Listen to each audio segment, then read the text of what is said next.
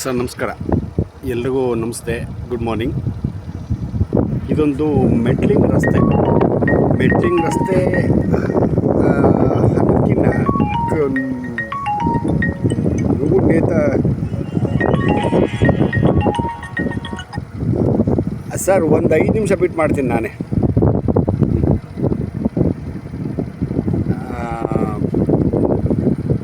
ನುಗು ಕಾಲುವೆಗೆ ಅಕ್ವೈರ್ ಆಗಿರ್ತಕ್ಕಂಥ ಒಂದು ಆಸ್ತಿಯ ರಸ್ತೆ ಇದು.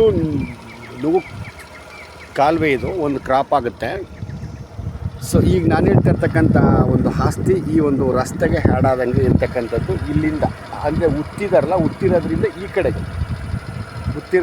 ಈ ಕಡೆಗೆ ಒಟ್ಟು ಇದು ಒಂದು 4.25 ಎಕರೆ 5 ಎಕರೆ ಬರ್ತದೆ. ಅದರಲ್ಲಿ ಇವ್ರಿಗೆ 1 ಎಕರೆ ಸಿಗುತ್ತೆ. ಈಗ ನನಗೆ ಹೇಳಿದಾರಲ್ಲ ಓನರು, ಅವ್ರಿಗೆ 1 ಎಕರೆ ಸಿಗುತ್ತೆ. ಈಗ ಅಲ್ಲಿ ಆಂಟಿ ಇದ್ದಾರಲ್ಲ, ಅವ್ರಿಗೆ ಅವರ ಯಜಮಾನ್ರ ಆಸ್ತಿ.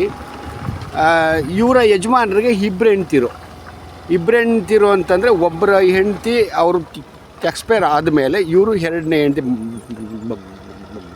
ಮದುವೆ ಆಗಿರ್ತಕ್ಕಂಥದ್ದು. ಹಿರಿಯ ಹೆಂಡ್ತಿಗೂ ಕೂಡ ಮಕ್ಕಳಿದೆ. ಅವ್ರದ್ದೇನಿದೆಯೋ ಇನ್ನಿತರ ಆಸ್ತಿಗಳನ್ನ ಅವ್ರಿಗೆ ಕೊಟ್ಟಿದ್ದಾರೆ. ಇವ್ರಿಗೆ 2ನೇ ಹೆಂಡ್ತಿಗೆ ಈ ಆಸ್ತಿನಲ್ಲಿ 1 ಎಕರೆ ಬಿಟ್ಟು ಕೊಟ್ಟಿದ್ದಾರೆ. ಇದು ಯಜಮಾನ್ರ ಆಸ್ತಿ, ಏನು ಪ್ರಾಬ್ಲಮ್ ಇಲ್ಲ. ರೆಕಾರ್ಡ್ಸ್ ಅಚ್ಚುಕಟ್ಟಾಗಿದೆ. ನಂಜನಗೂಡು ರಿಜಿಸ್ಟ್ರೇಷನ್. ನಂಜನಗೂಡಿಂದ ಈ ಒಂದು ಜಾಗಕ್ಕೆ ಒಂದು 12ರಿಂದ 13 ಆಗುತ್ತೆ ಅಷ್ಟೇ. 13-14 ಆಗುತ್ತೆ. ಯಾಕಂದರೆ ಹಳ್ಳಿಯಿಂದ ಒಂದು ಕಿಲೋಮೀಟ್ರ್ ಆಗುತ್ತೆ ಇಲ್ಲಿಗೆ ಆಸ್ತಿಗೆ. ಹಳ್ಳಿಯಿಂದ ಅಕ್ಕಪಕ್ಕದಲ್ಲಿ ಎಲ್ಲರೂ ಮಾಡ್ತಾಯಿದ್ದಾರೆ, ಯಾರು ಹಾಗೆ ಇಟ್ಕೊಂಡಿರೋರು ಇಲ್ಲ.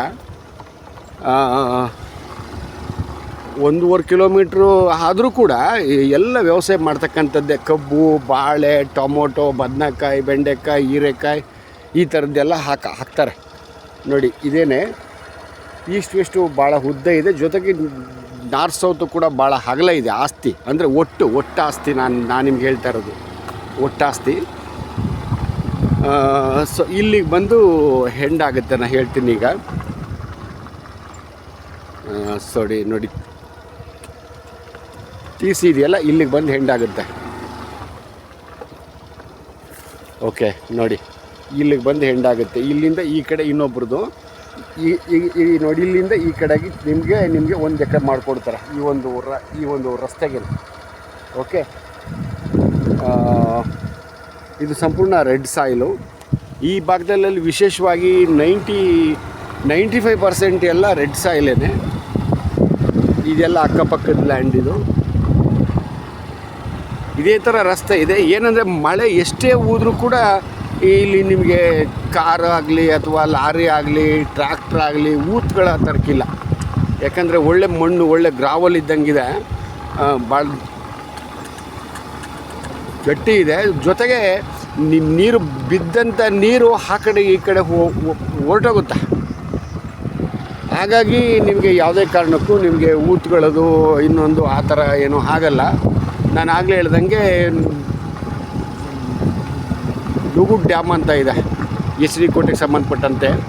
ಆ ಒಂದು ನಾಲೆಗೆ ಒಂದು ಕ್ರಾಪ್ ಆಗುತ್ತೆ.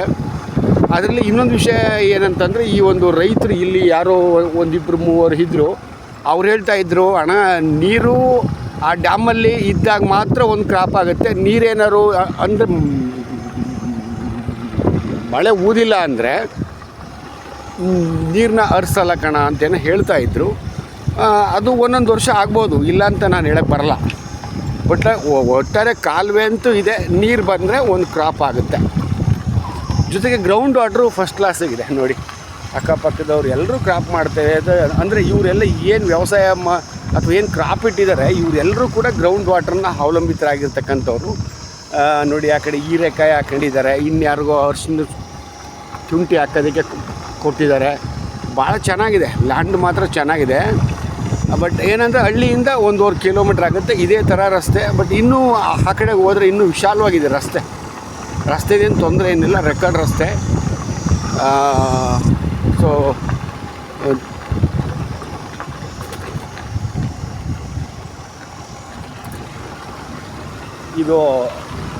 ಇದೇ ಗ್ರಾಮದ ರೈತರದು ಅಕ್ಕಪಕ್ಕದ ಆಸ್ತಿಗಳು.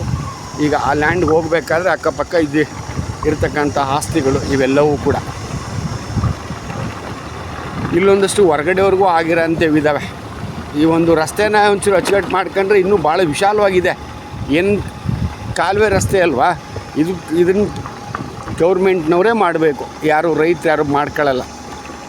ಹಾಗಾಗಿ ಆದರೂ ಏನು ತೊಂದರೆ ಏನಿಲ್ಲ. ನೋಡಿ, ಈ ಕಡೆ ಹೋದರೆ ಇನ್ನುಳಿದ ಈ ಒಂದು ಗ್ರಾಮದ ರೈತರ ಆಸ್ತಿಗಳಿಗೆ ಹೋಗುತ್ತೆ. ಇದು ದೊಡ್ಡ ಕಾಲುವೆ.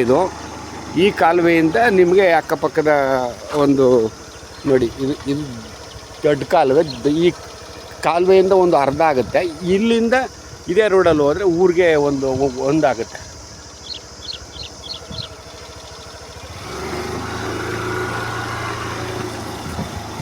ನೋಡಿ, ಇವೆಲ್ಲ ಪಂಪ್ ಸೆಟ್ ಮಾಡ್ಕೊಂಡಿರ್ತಕ್ಕಂಥದ್ದು.